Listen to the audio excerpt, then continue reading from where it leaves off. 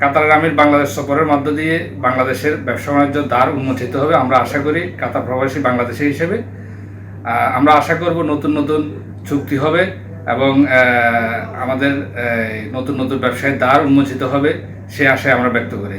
বাংলাদেশি ব্যবসায়িক হিসাবে কাতারের আমিরকে আমি ধন্যবাদ জানাই যে উনি আমাদের বাংলাদেশে যাচ্ছেন।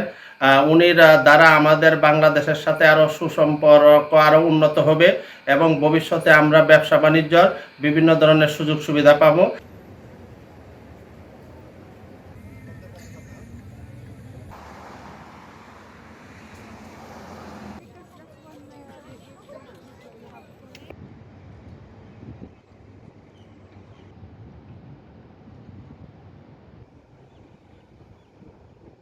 আমি দুই দেশের সুসম্পর্ক ব্যবসা বাণিজ্য নিয়ে আশা করি আরও অ্যাডভান্স হবে। আর ব্যবসা বাণিজ্যের বিকল্প পৃথিবীতে কিছুই নাই। যদি আমাদের সাথে বাণিজ্য চুক্তি ভালো হয়, কাতারের সাথে অনেক সম্ভাবনার দেশ কাতার, আশা করি বাণিজ্য আরও সুন্দর হবে।